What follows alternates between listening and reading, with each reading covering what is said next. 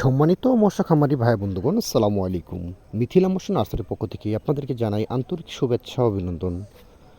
আপনারা যা এখন স্ক্রিনে মাছগুলো দেখতে পাচ্ছেন, এগুলো হয়েছে অরিজিনাল দেশি তারা ভাইং মাছের পোনা। যে মাছগুলো খাবার ছাড়াই পুকুরে চাষ করা সম্ভব।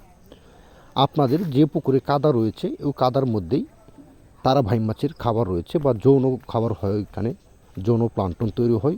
এই খাবারগুলো তারা ভাইং মাছের পোনা খেয়ে জীবন নির্বাহ করে টিকে থাকতে পারে।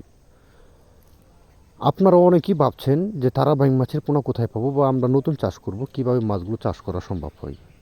তাহলে আর দেরি কিসের? তাহলে এখনই আমাদের স্ক্রিনে বা টাইটেল দেওয়া নাম্বার আছে, এই নাম্বারে যোগাযোগ করে আপনারা সকল ধরনের তথ্য পরামর্শ জানতে পারবেন, মাছগুলো কিভাবে চাষ করবেন বা এই মাছের পোনাগুলো কোথায় পাওয়া যায়। এই তারা বাইং মাছের পাশাপাশি আপনারা চাইলে যে কোনো মাছের পোনা আপনারা চাষ করতে পারবেন। মিক্সভাবে চাইলে আপনারা তারা বাইঙে চাষ করতে পারবেন, প্রতি শতাংশে 500 পিস দিতে পারবেন অন্যান্য যে কোনো মাছের সাথে।